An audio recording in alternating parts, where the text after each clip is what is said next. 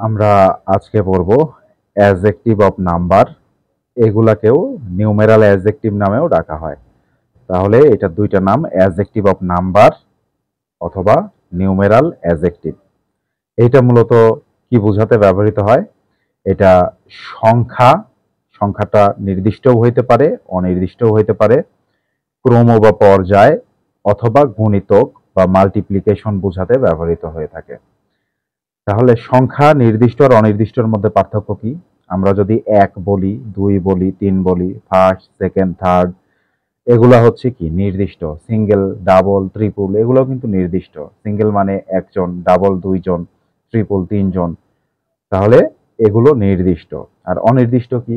Some, a few, a little এগুলো হচ্ছে কি অনির্দিষ্ট। তাহলে এটা নির্দিষ্ট বা অনির্দিষ্ট সংখ্যা বোঝাতে ক্রম বা পর্যায় কি ফার্স্ট, সেকেন্ড, থার্ড, এটা ক্রম বা পর্যায় বোঝাতে অথবা গুণিতক বোঝাতে। গুণিতক কি? ওই যে সিঙ্গেল, ডাবল, ট্রিপল এগুলাই হচ্ছে গুণিতক, মাল্টিপ্লিকেটিভ ওয়ার্ডস।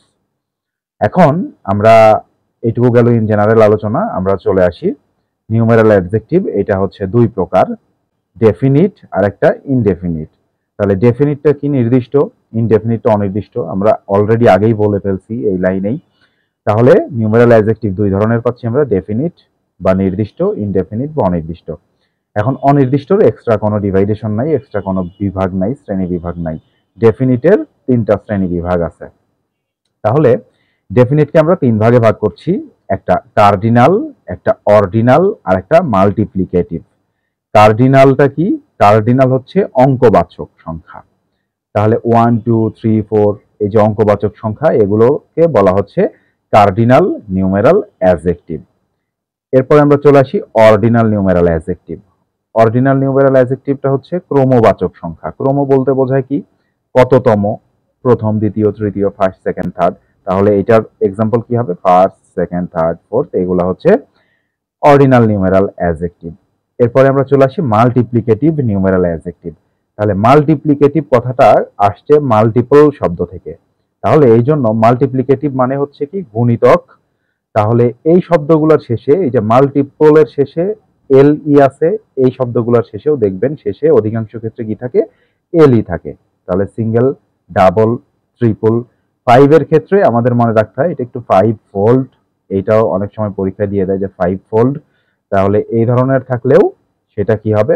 মাল্টিপ্লিকেটিভ নিউমেরাল অ্যাডজেক্টিভ হবে। এরপরে চলে আসি ইনডেফিনিট, অনির্দিষ্ট। অনির্দিষ্টভাবে যেগুলো সংখ্যাবাচক শব্দকে বোঝায়, যেমন all, some, several, many, any, no, few, a few, the few, little, a little, a lot of, a number of, much, enough, etcetera. তাহলে এই ধরনের অনির্দিষ্ট সংখ্যা বোঝালে সেগুলা ইনডেফিনিট নিউমেরাল অ্যাডজেক্টিভ, নির্দিষ্ট সংখ্যা বোঝালে সেটা ডেফিনিট। আমরা কোশ্চেন অ্যানালাইসিস করলে আমরা দেখতে পাই এখানে which one is an example of ordinal numeral adjective. তাহলে এখানে চেয়েছে কি? Ordinal numeral adjective. এখানে আছে 5, থার্ড, সিঙ্গেল, সাম। তাহলে আমরা অর্ডিনাল বলতে কি বুঝেছিলাম? ক্রমবাচক, তার মানে ফার্স্ট, সেকেন্ড, থার্ড এরকম। তাহলে এরকম কি আছে? থার্ড আছে। তার মানে এটাই হচ্ছে কি আমাদের অর্ডিনাল নিউমেরাল অ্যাডজেক্টিভ। এর পরেরটাতে আমরা চলে আসি, which one of the following is a cardinal numeral adjective. Cardinal মানে কি? অঙ্কবাচক। অঙ্কবাচক মানে 1 2 3 4 5। এই ধরনের কোনটা আছে?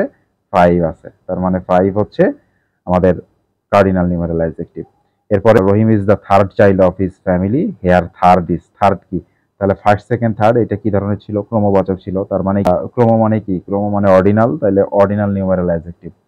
এরপরে আমরা চলে আসি, he is a man of few words. তাহলে ফিউ এটা কি? অনির্দিষ্টভাবে বোঝাচ্ছে, এই জন্য এটা কি ধরনের অ্যাডজেক্টিভ হবে? Indefinite numeral adjective. ধন্যবাদ সবাইকে।